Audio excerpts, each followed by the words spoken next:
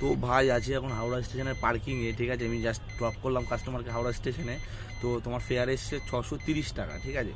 কিন্তু ভাই এখন ঘড়ির কাঁটায় বাজে হচ্ছে তোমার 10টা 38, টাইম লেগে গেছে ভাই অনেকক্ষণ, কেননা তোমার 36 কিলোমিটার রাস্তা ছিল, আর আমি হচ্ছে তোমার 36 কিলোমিটার বলতে ওরা 30 কিলোমিটার চলে এসেছি তোমার ধরো মিনিমাম 40 মিনিটে, ঠিক আছে। কিন্তু ওই যে 6 কিলোমিটার ওটা পার করতে মিনিমাম আরও ধরো 40 থেকে 45 মিনিট লেগে গেছে, কারণ আজকে কি একটা প্রোগ্রাম ছিল ওখানটায়, রাস্তাঘাটে মানে মিছিল যাচ্ছিল।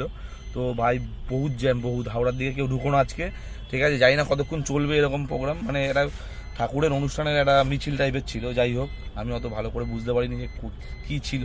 যাই হোক, বাদ দাও। এখন আমি আছি হাওড়া স্টেশনে পার্কিং, একটা বুকিং আমার কাছে অলরেডি ঢুকে আছে, ঠিক আছে। ইনড্রাইভে ধরেছি, ইনড্রাইভে।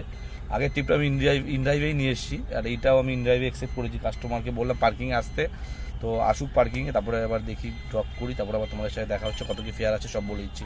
র্যাপিডোতে এখানে ভাড়া ঢুকছে, কিন্তু নেবো না এখন র্যাপিডোতে কোনো ভাড়া।